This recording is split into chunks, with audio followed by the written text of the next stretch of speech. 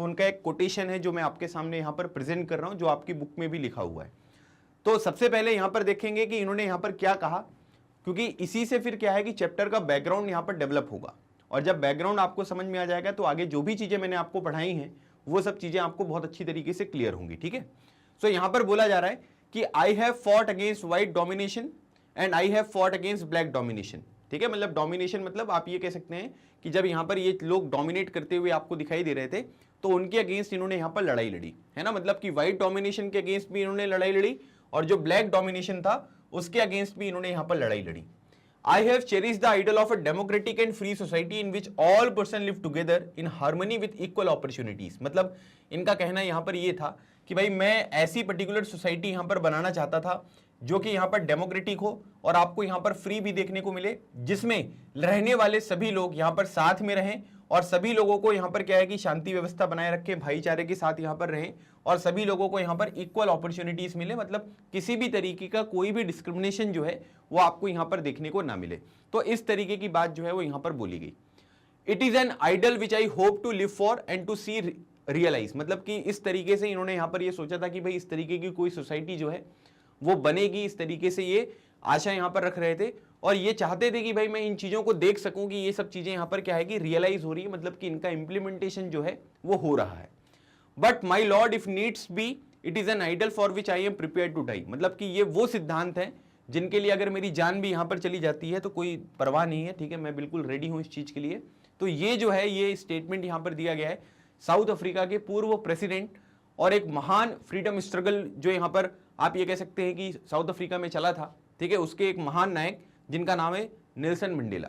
ठीक है, Nelson Mandela जी जो है इनको भारत रत्न भी दिया गया है। केवल 2 इंडियन है जिनको भारत रत्न अवार्ड दिया गया है जो कि फॉरेनर है ना, मतलब बाकी तो इंडियन लोग हैं जिनको यहां पर भारत रत्न का अवार्ड दिया गया है। एक तो नेल्सन मंडेला है और दूसरे जो है उनका नाम है खान अब्दुल गफ्फार खान, जिनको हम फ्रंटियर गांधी भी यहां पर कहते हैं, उनको भी यहां पर जो है वो भारत रत्न के अवार्ड से नवाजा गया है। ठीक है, तो ये कभी कभी स्टैटिक जीके का क्वेश्चन है, कभी कोई कॉम्पिटिटिव एग्जामिनेशन अगर आप प्रिपेयर करोगे तो ये दोनों चीजें आपसे यहां पर पूछी जा सकती हैं, तो इनके बारे में आपको जानकारी याद रखनी है। ठीक है, बाकी यहां पर क्या है कि नेल्सन मंडेला जी की एक बहुत इंपॉर्टेंट बुक है, ठीक है, जो कॉम्पिटिटिव एग्जामिनेशन में आती है, जिसको बोलते हैं लॉन्ग वॉक टू फ्रीडम। ठीक है, ये भी आपको ध्यान रखना है कि लॉन्ग वॉक टू फ्रीडम जो किताब है ये किसने लिखी है, ये किताब लिखी है नेल्सन मंडेला जी ने। ठीक है, तो ये भी आपको पता होना चाहिए और इसमें साउथ अफ्रीका का जो यहाँ पर फ्रीडम स्ट्रगल था उसके बारे में बताया गया है ना, और इन्होंने अपनी सब चीजें जो है उसमें यहाँ पर एक्सपीरियंस करी हुई है। ठीक है, चलिए, तो ये कोटेशन जो है ये बिल्कुल स्टार्टिंग में ही अगर आप देखोगे बुक में तो वो चीजें यहाँ पर दी गई हैं। तो मतलब इससे एक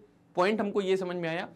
कि नेल्सन मंडेला जी का मानना ये था कि इस तरीके की सोसाइटी यहाँ पर डेवलप हो, इस तरीके की सोसाइटी को इस्टेब्लिश यहाँ पर किया जाए जिसमें किसी भी तरीके का कोई भी डिस्क्रिमिनेशन ना हो, है ना, मतलब जो हम भेदभाव करते हैं अलग अलग लोगों के बीच में वो सब चीजें यहाँ पर आपको देखने को ना मिले और सभी लोगों को इक्वल अपॉर्चुनिटीज यहाँ पर मिले। और इस तरीके की सोसाइटी को डेवलप करने के लिए नेल्सन मंडेला जी जो है वो आप ये कह सकते हैं कि मतलब प्रिपेयर टू डाई, मतलब मरने के लिए भी यहाँ पर रेडी थे, लेकिन ये चाहते थे कि इस तरीके की सोसाइटी यहाँ पर बनाई जाए। तो अब अगर आप देखेंगे कि ये जो स्टेटमेंट यहां पर दिया गया, this was Nelson Mandela being tried for treason by the white south African government, मतलब इनके ऊपर यहां पर क्या किया गया कि ये जो स्टेटमेंट आपको देखने को मिला ये नेल्सन मंडेला जी के द्वारा यहां पर दिया गया था और इनके ऊपर अगर आप देखेंगे तो केस चल रहा था। ठीक है, ट्रेजन का जो केस होता है, ट्रीजन, तो ट्रीजन मतलब ये होता है कि भाई किसी भी कंट्री के अगेंस्ट आप यहां पर कुछ काम कर रहे हो, है ना, जैसे आप ये कह सकते हैं कि इनके द्वारा जो पॉलिसीज यहां पर लाई गई, जो चीजें यहां पर डेवलप करी गई वो तो ठीक है, लेकिन सबसे इंपॉर्टेंट बात यहां पर यह है कि जो व्हाइट साउथ अफ्रीकन गवर्नमेंट थी, मतलब कि ब्रिटिश रूल आपको देखने को मिलेगा। तो जब यहां पर इन्होंने साउथ अफ्रीका को यहां पर गुलाम बनाया था तो उस टाइम पीरियड पर क्या हो रहा था कि इनके द्वारा जो यहां पर काम किए जा रहे थे वो ब्रिटिशर्स को यहां पर पसंद नहीं आए, तो इन्होंने सोचा कि इनके ऊपर जो है वो ट्रीजन का चार्ज लगाएंगे कि इन्होंने अपनी कंट्री को जो है वो यहाँ पर क्षति पहुंचाने की कोशिश करी है, नुकसान पहुंचाने की कोशिश करी है और इस वजह से इनके ऊपर यहाँ पर केस भी चलते हुए दिखाई दिए। He and 7 other leaders were sentenced to life imprisonment in 1964 for daring to oppose the apartheid regime in his country, मतलब कि इनके देश में जो यहाँ पर ये डिस्क्रिमिनेशन हो रहा था गोरे काले को लेकर, ठीक है, इस चीज के अगेंस्ट इन्होंने यहाँ पर आवाज उठाई, जिनके खिलाफ अगर आप कह सकते हैं कि ब्रिटिशर्स ने यहाँ पर केस चलाया और इनके साथ ही साथ ही एंड 7 अदर्स लीडर्स, मतलब कि टोटल 8 यहाँ पर जो है वो नेताओं की बात हो रही है जिनको यहाँ पर क्या किया गया, उम्र कैद यहाँ पर दिया गया। और उम्र कैद जो यहाँ पर दिया गया 1964 में दिया गया था, क्यों, क्योंकि यहाँ पर जो अपार्थाइड यहाँ पर रिजीम चल रहा था, है ना, मतलब कि जो ये डिस्क्रिमिनेशन यहाँ पर चल रहा था इसको ये लोग क्या कर रहे थे, एक्सेप्ट नहीं कर रहे थे। ये लोग उसके खिलाफ यहां पर आवाज उठाते हुए आपको दिखाई दे रहे थे, जिसकी वजह से इनको जेल यहां पर भेजा गया। ठीक है, तो 1964 में ये सजा इनको यहां पर सुनाई गई थी 7 दूसरे लोगों के साथ।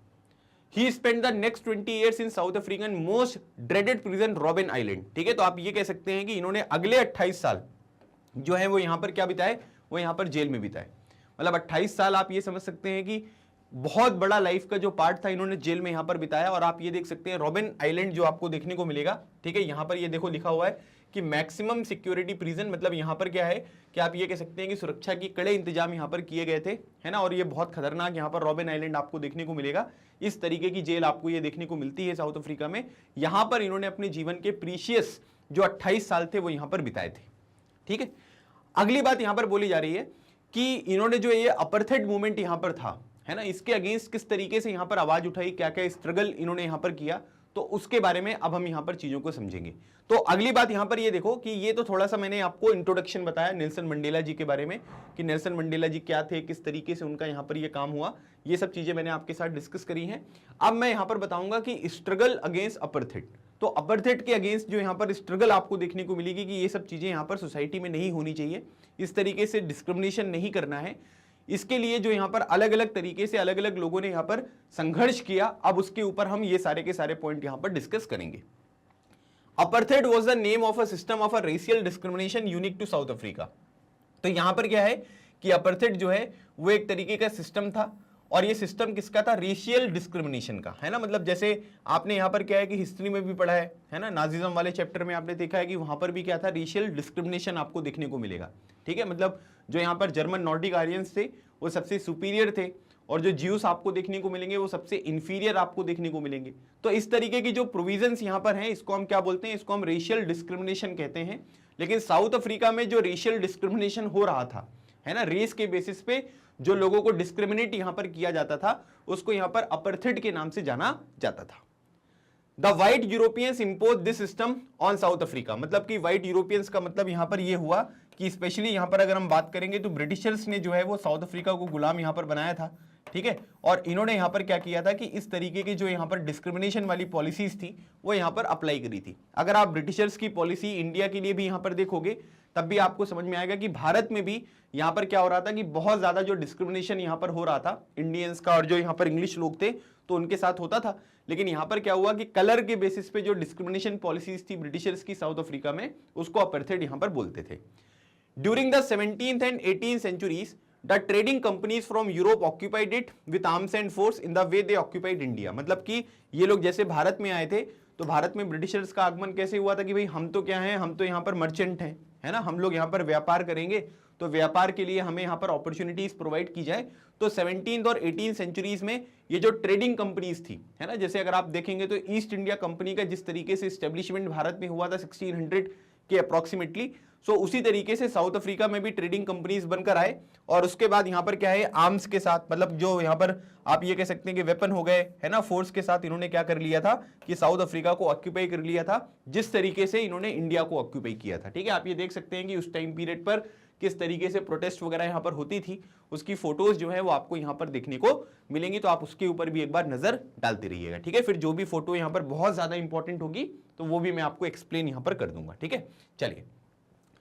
तो यहां पर यह समझ में आ गया कि इंडिया को जिस तरीके से ऑक्यूपाई ब्रिटिशर्स ने किया था उसी तरीके से साउथ अफ्रीका को भी इन्होंने यहां पर ऑक्यूपाई कर लिया।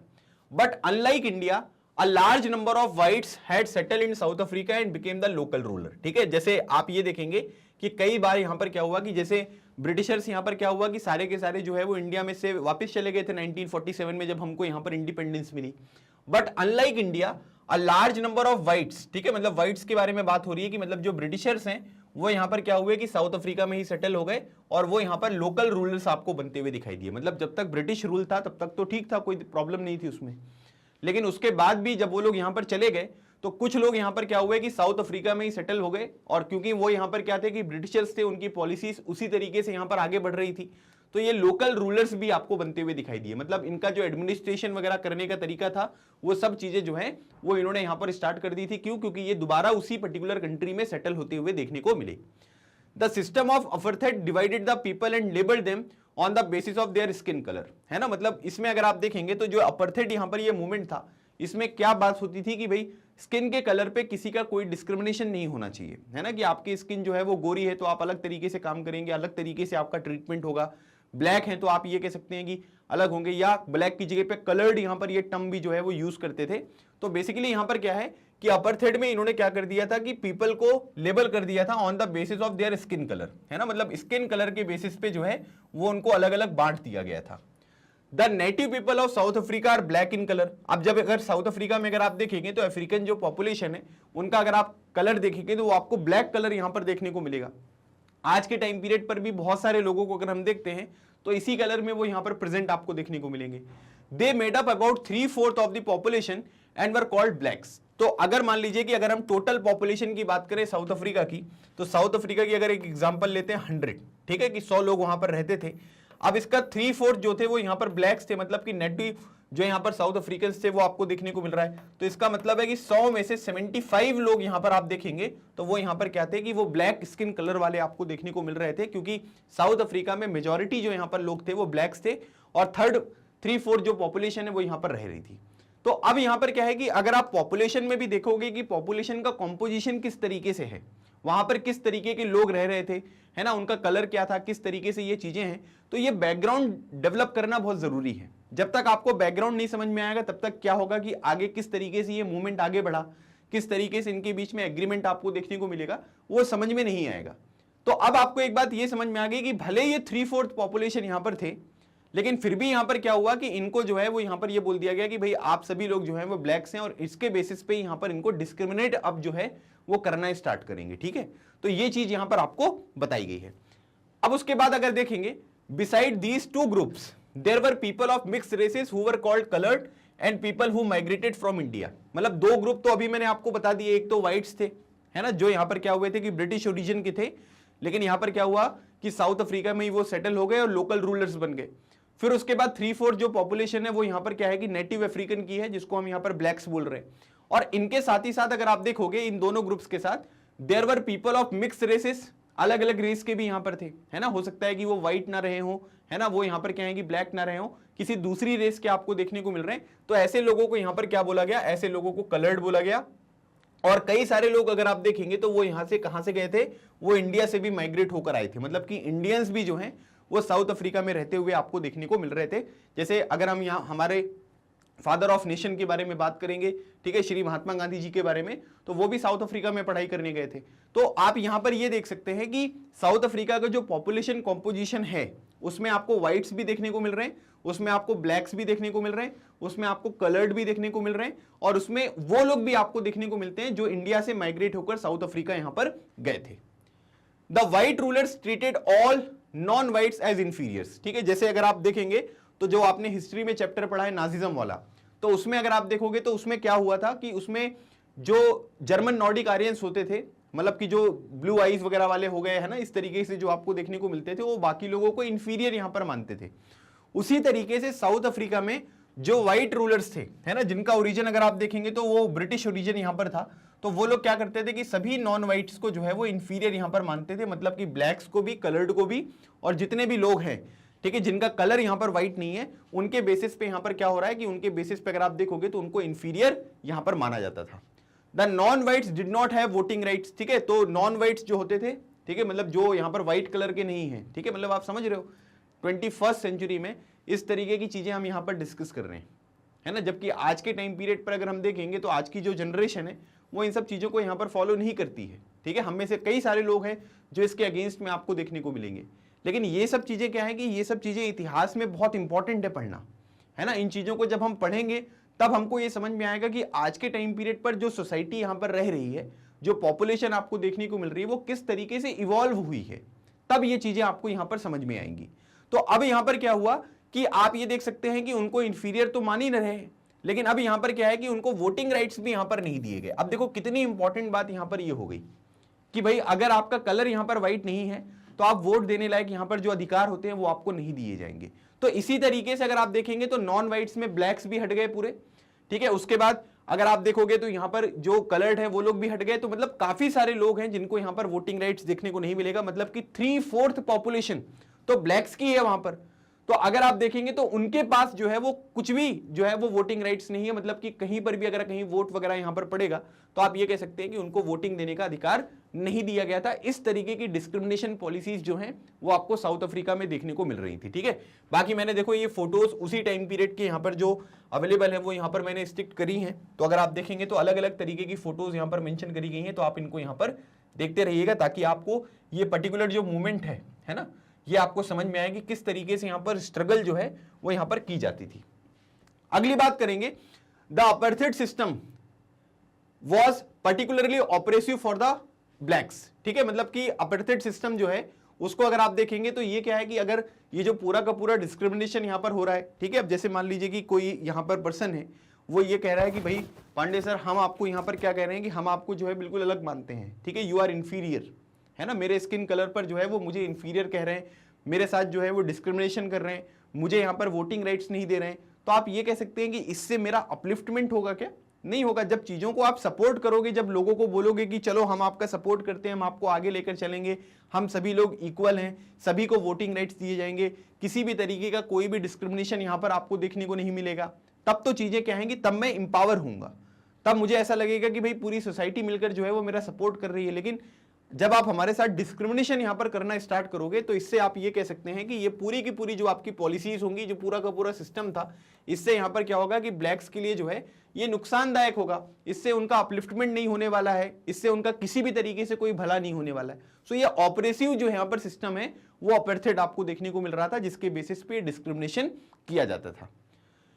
अब इसमें से ही अगर आप कुछ पॉइंट देखेंगे कि उनके साथ यहां पर क्या क्या चीजें होती थी, जैसे पहले तो मैंने आपको बता दिया वोटिंग राइट्स नहीं दिए जाते थे, इंफीरियर उनको यहां पर समझा जाता था। फिर उसके बाद they were forbidden from living in the white areas, मतलब कि जहां पर व्हाइट लोग रहते थे वहां पर क्या है कि जो ब्लैक्स हैं, जो कलर्ड लोग हैं, वो नहीं रह सकते थे, है ना। मतलब इन्होंने क्या कर लिया कि इन्होंने जो है ये इस तरीके से पूरा का पूरा एरिया यहां पर डिवाइड कर लिया कि भाई ये एरिया जो है वो व्हाइट्स का है, यहां पर आप नहीं रह सकते हो, ठीक है। एक तो ये चीज मना कर दी गई। दूसरी बात, they could work in white areas only if they had a permit, ठीक है। अगर कोई कुछ काम करता है ना, जैसे वहां पे मान लीजिए कि आपकी जॉब वगैरह उस एरिया में है जहां पर व्हाइट पॉपुलेशन आपको रहती हुई दिखाई देती है,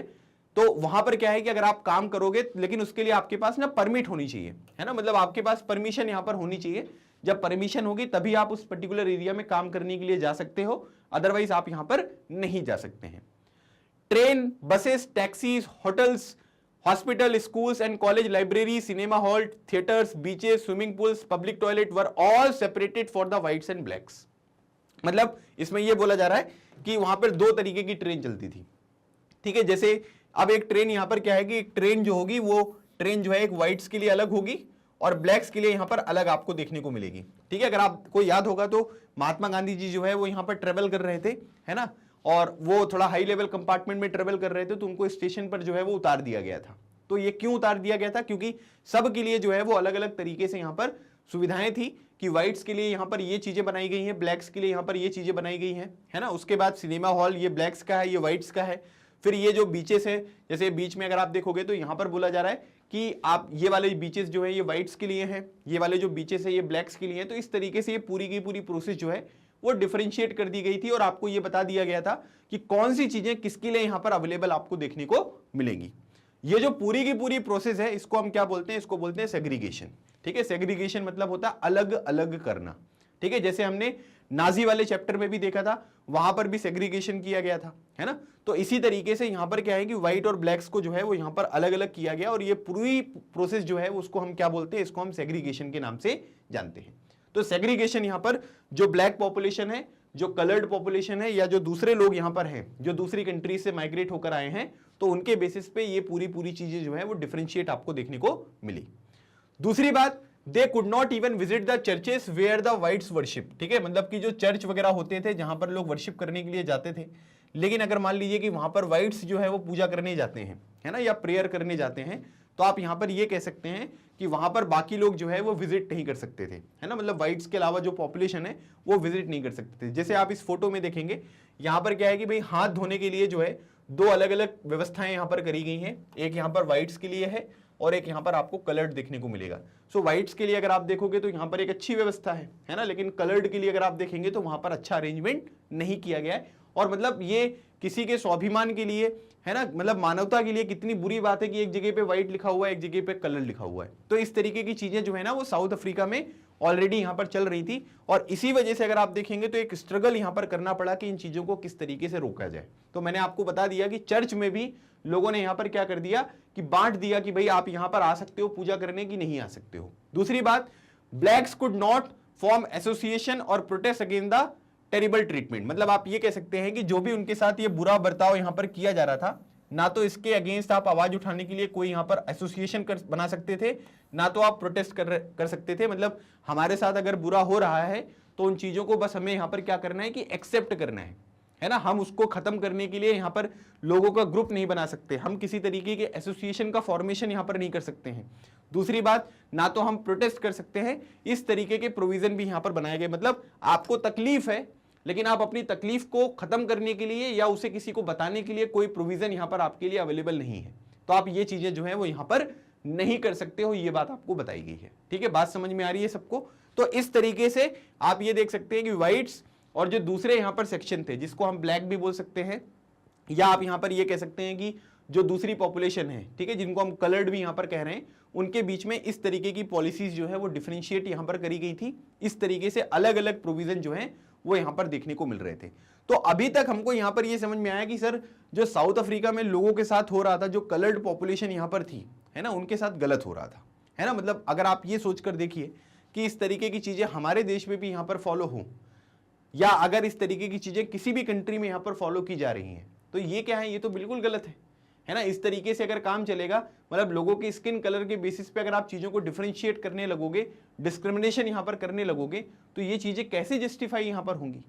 है ना। वो तो क्या है कि स्किन कलर मेरा व्हाइट होगा, कलर्ड होगा, ये इस बात के ऊपर निर्भर करता है कि डीएनए आरएनए वाला जो कॉम्बिनेशन हमारे शरीर में है वो कैसे है ना, तो उसके बेसिस पे स्किन कलर वगैरह डिसाइड होगा। अब ये थोड़ा ना डिसाइड होगा कि आप यहां पर क्या है कि गलती से जो है वो आपका यहां पर स्किन कलर जो है वो व्हाइट हो गया, तो आपके पास ये पावर आ गई है कि आप कलर्ड जो पॉपुलेशन है उसके साथ यहां पर डिस्क्रिमिनेशन करो, उसके जो अधिकार हैं वो यहां पर छीनो। तो ये तो गलत हो ही रहा था, तो गलत जब यहां पर हो रहा था तो लोग स्ट्रगल करेंगे ही कि ये सब चीजें हमको समाप्त करनी है। अच्छा, ये जो पूरा का पूरा डिस्क्रिमिनेशन आपको देखने को मिल रहा है, रेशियल डिस्क्रिमिनेशन, इसको हम यहाँ पर अपर्थिड जो है वो यहाँ पर नाम जानते हैं, और ये नाम जो है वो साउथ अफ्रीका ओरिएंटेड है। मतलब कि साउथ अफ्रीका में जो रेशियल डिस्क्रिमिनेशन था उसको हम यहाँ पर अपर्थिड यहाँ पर कहते हैं। ठीक है, तो ये चीज आपको यहाँ पर ध्यान रखनी है।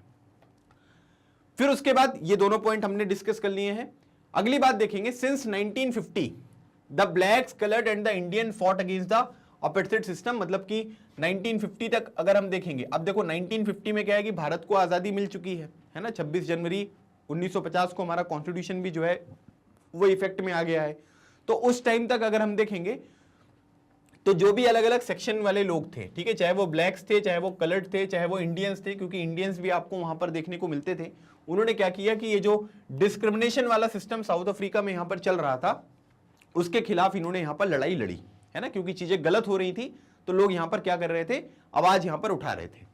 They launch protest marches and strikes, मतलब कि वो हड़ताल भी करते थे, है ना, फिर उसके बाद मार्चेस वगैरह भी होती थी और स्ट्राइक वगैरह भी आपको देखने को मिलेगा। द अफ्रीकन नेशनल कांग्रेस, जिसको ANC बोलते हैं, उसका लोगो आप यहां पर देख सकते हैं, was the umbrella organisation that led the struggle against the policies of segregation. ठीक है, मतलब कि जो भी यहां पर ये अलग थलग लोगों को किया जा रहा था, तो वो जो पॉलिसीज आपको यहां पर देखने को मिल रही थी, उसके लिए जो सबसे इंपॉर्टेंट ऑर्गेनाइजेशन यहां पर काम कर रहा था, ठीक है, जिसको हम अम्ब्रेला ऑर्गेनाइजेशन बोलते हैं। अम्ब्रेला ऑर्गेनाइजेशन का मतलब ये होता है कि इस ऑर्गेनाइजेशन के अंतर्गत बहुत सारे छोटे छोटे ऑर्गेनाइजेशन है जो मिलकर यहां पर काम कर रहे हैं। ठीक है, सो अम्ब्रेला ऑर्गेनाइजेशन था जिसने इस पूरी की पूरी स्ट्रगल को जो है वो यहां पर लीड किया, और जो सेग्रीगेशन था, जो ये अलगाव आपको देखने को मिलेगा ब्लैक और व्हाइट्स के बीच में, इसके खिलाफ इन्होंने यहां पर आवाज उठाई। ठीक है, तो याद रखिएगा, अफ्रीकन नेशनल कांग्रेस जो है वो अम्ब्रेला ऑर्गेनाइजेशन आपको देखने को मिलता है, जिसके ने ये पूरी की पूरी स्ट्रगल को यहां पर लीड किया। This include many workers union and the communist party. ठीक है, तो आप ये कह सकते हैं कि इसमें, जैसे मैंने आपको बताया ना कि अफ्रीकन नेशनल कांग्रेस में काफी सारे छोटे छोटे ऑर्गेनाइजेशन भी यहां पर थे, जिसमें अगर आप देखेंगे तो यहां पर क्या है कि कई सारे वर्कर्स यूनियंस भी आपको देखने को मिलेंगे, और साथ ही साथ जो कम्युनिस्ट पार्टी है वो भी आपको यहां पर देखने को मिलेगी, जिन्होंने क्या किया कि इस पर्टिकुलर स्ट्रगल में यहां पर पार्टिसिपेट किया, है ना, कि इस तरीके का जो सेग्रीगेशन है वो गलत है, इस तरीके का जो डिस्क्रिमिनेशन यहां पर साउथ अफ्रीका में हो रहा है वो गलत लेवल पर यहां पर हो रहा है, इसको खत्म करना बहुत जरूरी है। Many sensitive whites also joined the ANC to oppose apartheid and played a leading role in this struggle. ठीक है, अब क्या होता है कि जब इस तरीके की चीजें मैं देख रहा हूं कि यार ये हमारे लोग जो है वो गलत तरीके से यहां पर कर रहे हैं, तो कई सारे यहां पर जो सेंसिटिव वाइट्स हैं,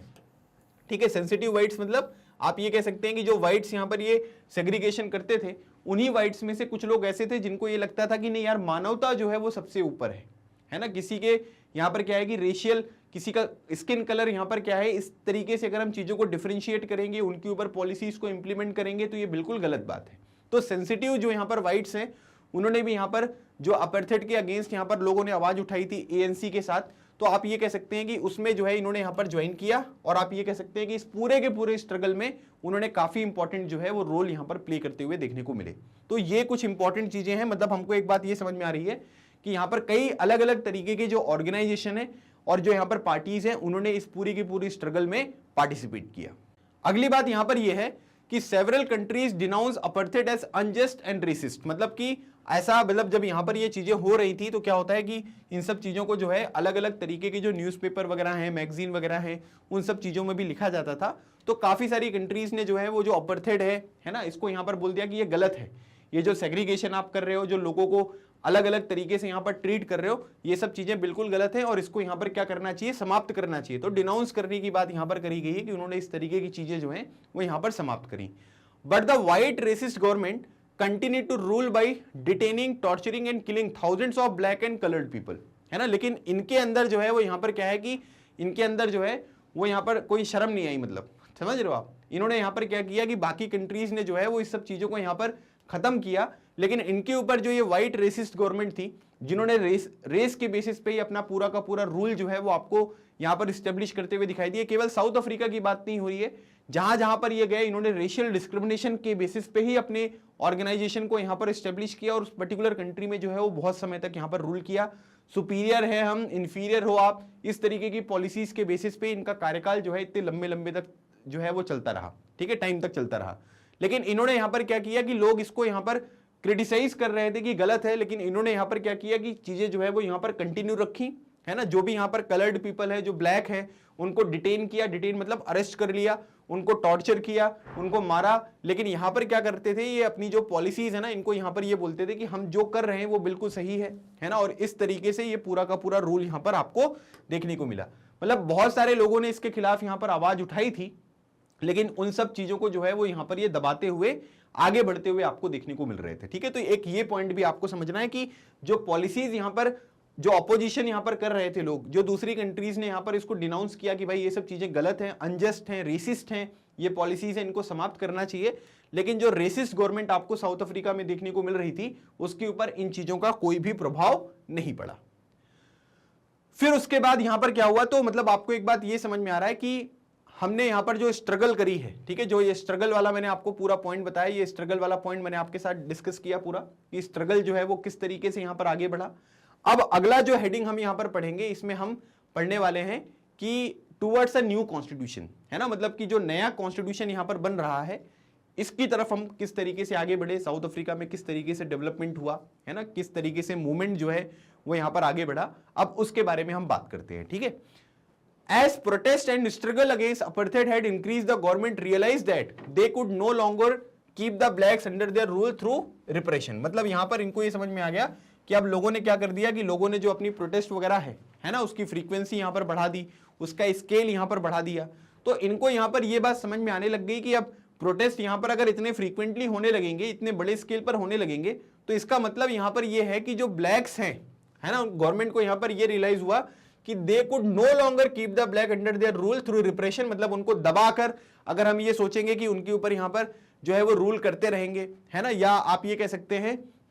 कि उनके दबाकर जो है वो हम अपने रूल को कंटिन्यू यहां पर रख पाएंगे, तो वो चीजें यहां पर पॉसिबल नहीं होंगी। क्योंकि लोग यहां पर क्या कर रहे थे कि वो जो सेग्रीगेशन यहां पर इन्होंने किया था, उसके खिलाफ यहां पर आवाज उठाते हुए दिखाई दिए। और जब यहां पर आवाज उठने लग गई तो इनको रियलाइज भी यहां पर ये हो गया कि अब समय आ चुका है कि अब हमें यहां पर क्या करना पड़ेगा, चीजें जो हैं वो खत्म करनी पड़ेंगी। बिकॉज यहां पर आप ये कह सकते हैं कि अब ये जो ब्लैक और व्हाइट्स के बीच में डिफरेंशिएशन आपको देखने को मिल रहा था, इससे काम नहीं चलेगा। अच्छा, एक बात ये ध्यान रखिएगा कि यहां पर जो लोग रूल करते हुए आपको दिखाई दे रहे हैं, ये कौन से लोग हैं, ये वो लोग हैं जो ब्रिटिशर्स जब यहां से गए थे, है ना, तो वो यहीं पर सेटल हो गए थे और लोकल रूलर्स बन गए थे। उनके द्वारा यहां पर क्या है कि डिफरेंशिएशन आपको देखने को मिलेगा। तो वही सब पॉलिसीज जो है वो इनके द्वारा यहां पर कंटिन्यू करी जा रही थी।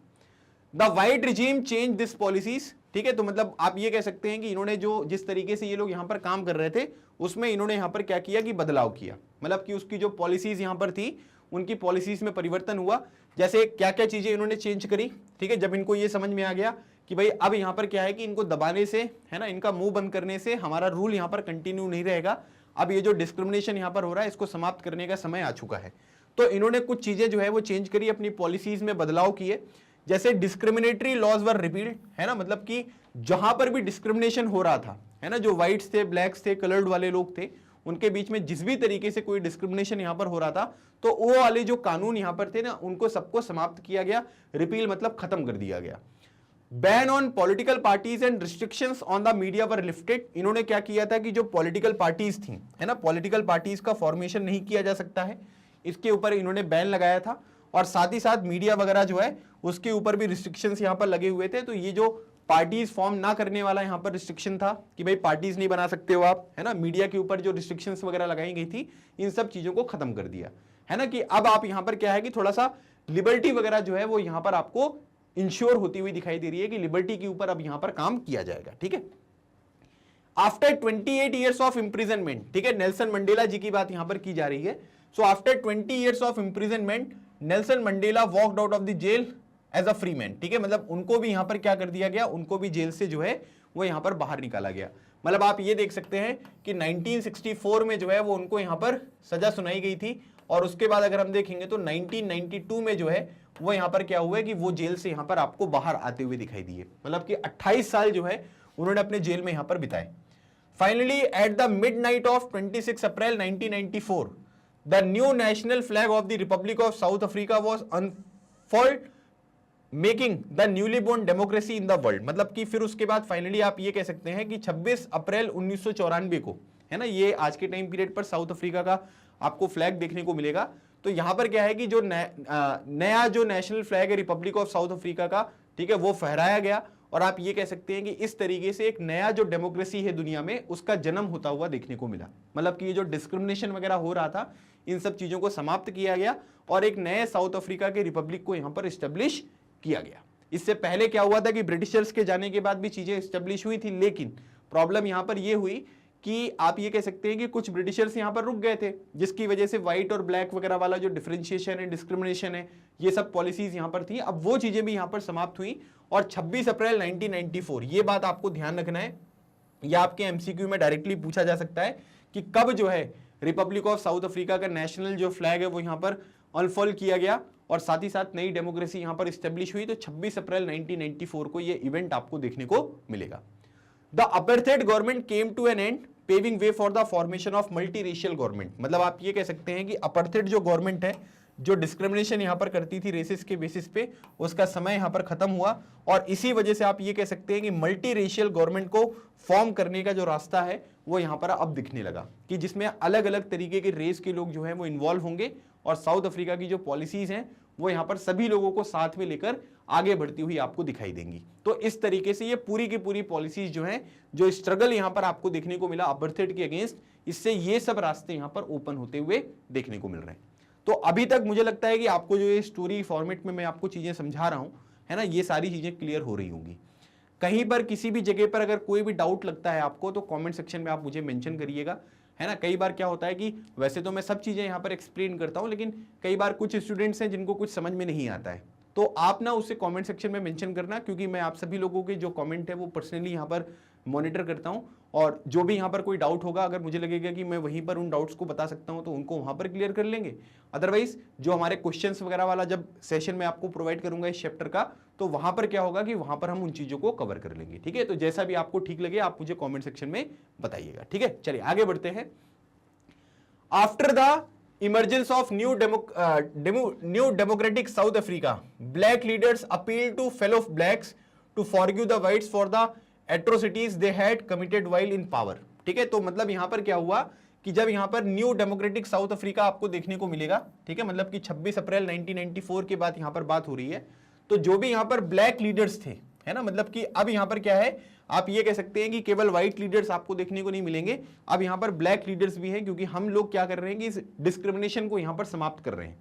सो ब्लैक लीडर्स ने यहां पर ये बोला कि जो दूसरे उनके ब्लैक फॉलोअर्स थे, है ना, मतलब आप ये कह सकते हैं कि अभी तक तो उनके साथ यहां पर क्या होता था, डिस्क्रिमिनेशन यहां पर होता था, लेकिन अब चीजें जो है वो समाप्त हो रही हैं। तो जो ब्लैक लीडर्स थे उन्होंने अपने फेलो ब्लैक्स को यहां पर ये कहा कि जो व्हाइट्स थे, है ना, जिन्होंने हमारे ऊपर यहां पर अलग अलग तरीके की एट्रोसिटीज वगैरह यहां पर करी हैं, उनको यहां पर क्या करो, उनको माफ कर दो। ठीक है, अब यहां पर क्या है कि अब अगर मान लीजिए कि हम यहां पर पावर में आ गए हैं, है ना, और हम उनके अगेंस्ट इस तरीके से यहां पर चीजें करेंगे, तो फिर तो कोई मतलब ही नहीं होगा। उन्होंने हमारे साथ किया, हम उनके साथ करेंगे, फिर भविष्य में जो है वो पावर में आएंगे तो वो हमारे साथ करेंगे, तो ऐसे तो पूरी साइकिल चलती रहेगी। तो यहां पर जो ब्लैक लीडर्स थे उन्होंने ये बोला कि व्हाइट्स ने हमारे साथ जो भी एट्रोसिटीज करी हैं, जो भी चीजें गलत करी हैं, उनके लिए उनको माफ कर दो। तो इस तरीके की जो यहां पर अपील है वो यहां पर ब्लैक लीडर्स ने करी। They said let us build a new South Africa based on equality of all races and men and women on democratic values, social justice and human rights. मतलब कि उन्होंने ये बोला कि अब यहां पर क्या है कि जो ग्रजेस हैं उनको समाप्त करके हमें क्या करना पड़ेगा, एक नया साउथ अफ्रीका जो है वो यहां पर बिल्ड करना है। और इसमें यह बोला जा रहा है कि इसमें सभी रेसेस जो है वो इक्वल होंगी, इक्वलिटी ऑफ ऑल रेसेस के बारे में बात की जा रही है। जो पुरुष हैं और जो महिलाएं हैं उनके बीच में इक्वलिटी होनी चाहिए, डेमोक्रेटिक वैल्यूज होनी चाहिए, मतलब कि जनता का अधिकार, ठीक है, जनता की पावर यहां पर होनी चाहिए। सोशल जस्टिस मतलब कि सामाजिक न्याय, ठीक है, सभी लोगों को यहां पर क्या करना है कि सामाजिक न्याय जो है वो यहां पर प्रोवाइड करना है। ठीक है, सभी लोगों का वेलफेयर हमको यहां पर सोचना है। और यहां पर ह्यूमन राइट्स के बारे में बात करी गई, मतलब कि मानव अधिकार के बारे में बात करी गई कि कुछ लोगों के कुछ अधिकार यहां पर होंगे। तो इस तरीके से इन्होंने यहां पर यह सोचा कि अब हम इस तरीके का साउथ अफ्रीका जो है वो यहां पर बिल्ड करेंगे, जिसमें सभी रेसेस के लोग समान होंगे, महिलाओं में पुरुष में कोई यहां पर जो है डिस्क्रिमिनेशन नहीं होगा, डेमोक्रेटिक वैल्यूज को हम यहां पर फोकस करेंगे, सामाजिक न्याय और ह्यूमन राइट्स के ऊपर हम ध्यान देंगे। तो इस तरीके की जो है वो अप्रोच साउथ अफ्रीका में अब यहां पर फॉलो होने लगी। The party that rule through operation and brutal killings and the party that led the freedom struggle set together to draw up a common constitution. मतलब कि जिन्होंने अभी तक क्या किया था, जिन्होंने लोगों को यहां पर अभी तक दबाया था, जिन्होंने डिस्क्रिमिनेशन किया था, जो ब्लैक्स के ऊपर यहां पर एट्रोसिटीज करी थी, वो सारे लोग एक टेबल पर बैठेंगे। ठीक है, इस तरीके से वो यहां पर बैठे। और जिन लोगों ने यहां पर क्या किया कि इनका रूल यहां पर समाप्त किया मतलब ये जो डिस्क्रिमिनेशन पॉलिसी साउथ अफ्रीका में खत्म हो रही, मतलब खत्म करी, तो उसके लिए जो फ्रीडम स्ट्रगल वगैरह आपको देखने को मिलेगा। या आप यहां पर ये कह सकते हैं कि जो भी यहां पर पॉलिसीज थी, है ना, जो भी पॉलिसीज आपको देखने को मिलेंगी, तो उसमें अगर आप देखोगे तो यहां पर क्या हो रहा था कि एक तरफ ये व्हाइट्स वाले बैठे हुए थे, एक तरफ यहां पर ब्लैक्स वाले बैठे हुए थे। तो ये लोग क्या करते थे, ये डिस्क्रिमिनेशन करते थे, और इन्होंने क्या किया था, इन्होंने डिस्क्रिमिनेशन को जो है वो समाप्त करवाया था। तो अब इन लोगों को क्या है कि एक टेबल पर बैठना है, क्योंकि इसमें इन्होंने क्या बोला है कि स्टार्टिंग में अगर आप देखेंगे तो बताया जा रहा है कि हमें एक ऐसे साउथ अफ्रीका को डेवलप करना है जिसमें सभी तरीके की जो रेसेस हैं वो यहां पर क्या है कि वो बराबर हो, मतलब उसमें इक्वलिटी हो। तो अब ये जो व्हाइट्स आपको देखने को मिलेंगे इनको भी नहीं छोड़ेंगे,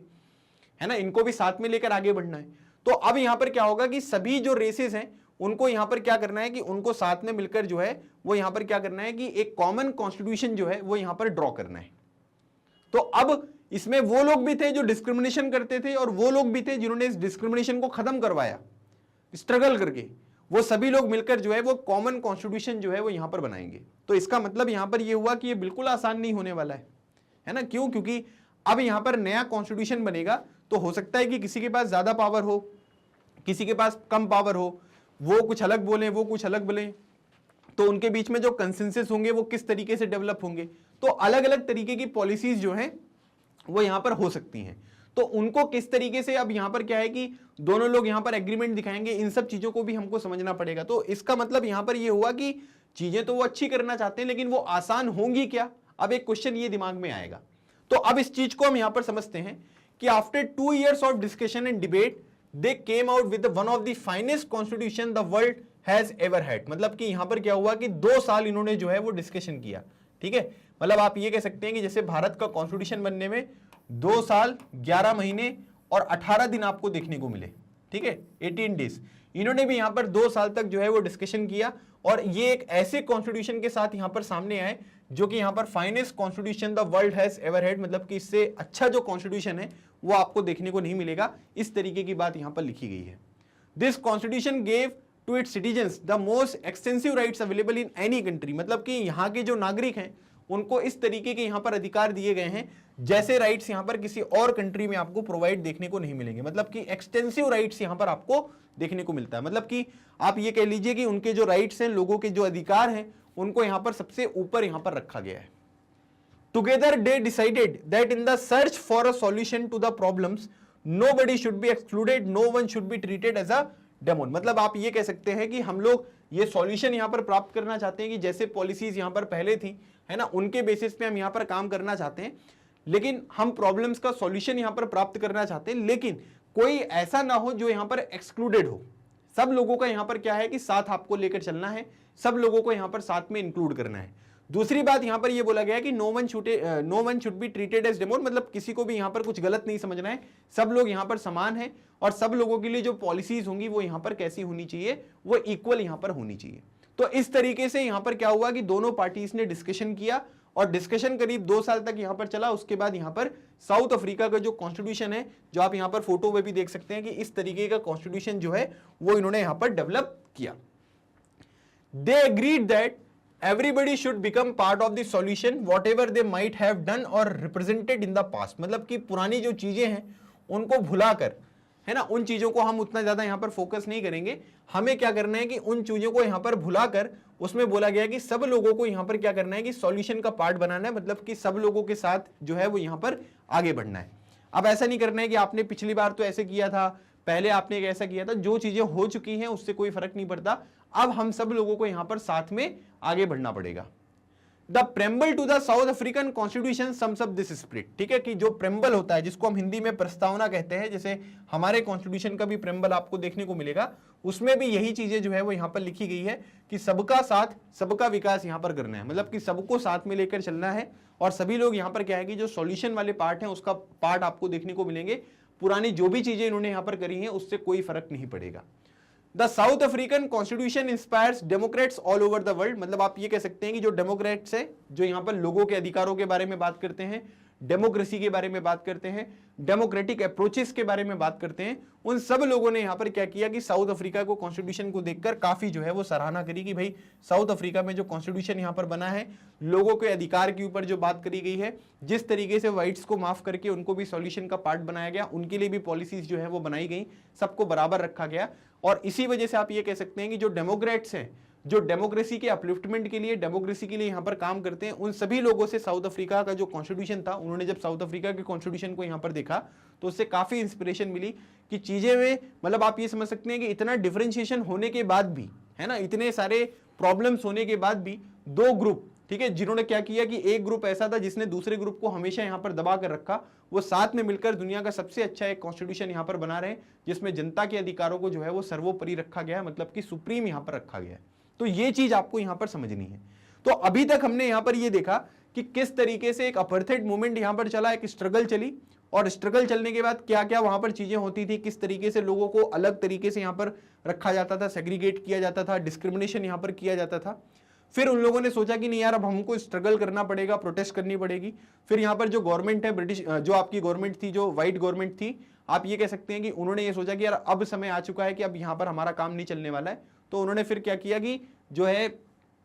अलग अलग तरीके की जो पॉलिसीज है, जो डिस्क्रिमिनेटिव यहाँ पर पॉलिसीज थी, उन सब चीजों को समाप्त किया, डिस्कशन करके एक कॉन्स्टिट्यूशन यहाँ पर बनाया जिसमें जनता के अधिकारों को सबसे ऊपर रखा गया। और इसी की वजह से आप ये कह सकते हैं कि बहुत अच्छा कॉन्स्टिट्यूशन साउथ अफ्रीका ने डेवलप किया। प्रेम्बल में भी इसी स्पिरिट को मेंशन किया गया है। और जो पुरानी गलतियां यहाँ पर हो गई थी, उन सब चीजों को भूलकर जो व्हाइट्स हैं, ब्लैक्स हैं, कलर्ड हैं, उन सब ने मिलकर कॉन्स्टिट्यूशन को यहाँ पर बनाया। और दुनिया भर के जो डेमोक्रेट्स आपको यहाँ पर देखने को मिलेंगे, उन सभी लोगों ने इस बात को यहाँ पर जो है एक्सेप्ट किया और साउथ अफ्रीका के कॉन्स्टिट्यूशन को जो है वो यहाँ पर अप्रिशिएट किया। तो अभी तक जो हमारी पूरी स्टोरी यहाँ पर थी वो यहाँ तक पहुंच चुकी है। तो मुझे लगता है कि जितनी भी चीजें मैंने अभी तक आपके साथ डिस्कस करी हैं वो सारी चीजें आपको समझ में आई होंगी। तो अब आपको ये लग रहा होगा कि सर क्वेश्चन, मतलब ठीक है, कॉन्सेप्ट तो हमको यहाँ पर समझ में आ रहा है, लेकिन क्वेश्चंस कैसे हम अटेम्प्ट करेंगे। तो क्वेश्चंस के लिए आप बिल्कुल चिंता मत करिए, पहले कॉन्सेप्ट एक बार आप बना लो, ठीक है। कॉन्सेप्ट जब आपके बार आ जाएंगे अच्छे से, जब आपको चीजें समझ में आ जाएंगी, तो क्वेश्चन कैसे सॉल्व करना है, क्या क्या क्वेश्चन यहाँ पर आएंगे, ये जिम्मेदारी मेरी है, मैं आपको बहुत अच्छे से प्रिपेयर करा दूंगा।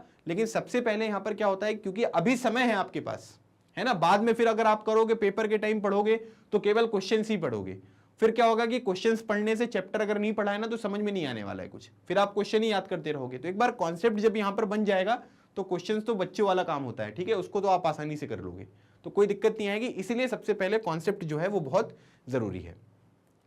A state denounced by the entire world till 1994 as the most undemocratic one is now seen as the model of democracy। मतलब कि अभी तक डिस्क्रिमिनेशन होता था, अभी तक लोग यहाँ पर अपर्थेड वाला जो शिकार थे वो देखने को मिल रहा था। वहां पर क्या है कि डेमोक्रेटिक वैल्यूज जो है वो कुछ नहीं थी, है ना, व्हाइट्स जो है वो अपने हिसाब से यहाँ पर चीजों को जो है वो गवर्न करते थे। तो अभी तक क्या होता था कि आप ये देख सकते हैं कि 1994 तक, ठीक है, साउथ अफ्रीका को ये माना जाता था कि ये most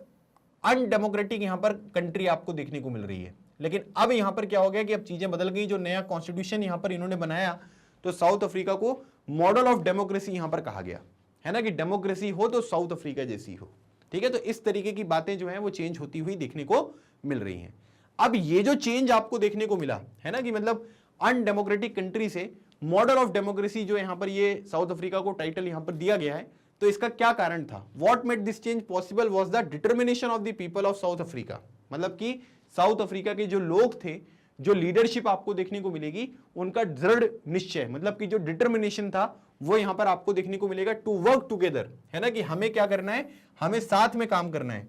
to transform bitter experience into the binding glue of a rainbow nation. मतलब कि जो अलग अलग तरीके के लोग हैं, व्हाइट्स हैं, ब्लैक्स हैं, कलर्ड हैं, जो इंडियन आपको माइग्रेंट्स आपको देखने को मिलेंगे, तो वो यहां पर क्या है कि जो भी बिटर एक्सपीरियंस था, जो खराब एक्सपीरियंस था हम सभी का, उसको यहां पर समाप्त कर देते हैं। और हम क्या करते हैं कि हम सब साथ में यहां पर मिलकर काम करेंगे, तो ये एक बाइंडिंग ग्लू होगा। और ये जो रेनबो नेशन है, रेनबो नेशन मतलब इसमें अलग अलग तरीके के जो लोग आपको रहते हुए दिखाई दे रहे हैं, उनको हम किस तरीके से जोड़ सकते हैं। और इसी वजह से इन्होंने यहां पर इसके ऊपर बहुत अच्छे से काम किया, ठीक है। वन ऑफ द फाइनेस्ट जो कॉन्स्टिट्यूशन है दुनिया का वो यहां पर बनाया। और इसी वजह से आप ये कह सकते हैं कि ये अनडेमोक्रेटिक कंट्री से जो साउथ अफ्रीका था, ये मॉडल ऑफ डेमोक्रेसी के रूप में यहां पर काम करता है। तो एक क्वेश्चन यहां पर ये बन सकता है आपसे पेपर में, तो आप डायरेक्टली इसको इस तरीके से यहां पर लिख दीजिएगा। समझ में आ गया सबको? चलिए अब आगे बात करते हैं। चलिए, तो अभी तक हमने यहां पर ये देख लिया कि अपार्थाइड मूवमेंट जो था वो था क्या, है ना, और उसके लिए स्ट्रगल जो है वो किस तरीके से यहां पर करी गई, और किस तरीके से जो व्हाइट गवर्नमेंट थी उसने यहां पर एग्री किया कि हम सब लोग यहां पर साथ में मिलकर रहेंगे। फिर उसके बाद जो भी यहाँ पर ब्लैक लीडर्स थे, उन्होंने अपने फेलो जो ब्लैक लोग थे उनको यहाँ पर ये बोला कि भाई ये जो व्हाइट लोगों ने यहाँ पर गलतियाँ करी थी, इसके लिए माफ़ी मांग लो सब लोग, ठीक है, या इन्हें आप जो है वो माफ़ कर दो, ठीक है, माफ़ी मांग लो नहीं, इन्हें माफ़ कर दो। और हम सब लोग यहाँ पर क्या करते हैं कि साथ में मिलकर जो है एक नया साउथ अफ्रीका जो है वो इस्टेब्लिश करते हैं। तो अब हमको यहाँ पर ये समझ में आ गया कि उनके बीच में जो है वो यहाँ पर कॉन्स्टिट्यूशनल जो यहाँ पर डिस्कशन है वो यहाँ पर होने लगा, है ना, मतलब कि अब कॉन्स्टिट्यूशन वगैरह जो है वो हमें यहाँ पर बनाना है। तो इस तरीके की चीज़ें जो है वो हमको यहाँ पर समझ में आई कि वो लोग आपस में डिस्कशन करेंगे, कुछ सेट ऑफ रूल्स बनाएंगे। लेकिन यहाँ से एक क्वेश्चन यहाँ पर ये डिराइव होता है कि मतलब हमें जो कॉन्स्टिट्यूशन की ज़रूरत है वो यहाँ पर क्यों है, हमें कॉन्स्टिट्यूशन जो है वो चाहिए क्यों। अब हमको ये चीज़ यहाँ पर समझना है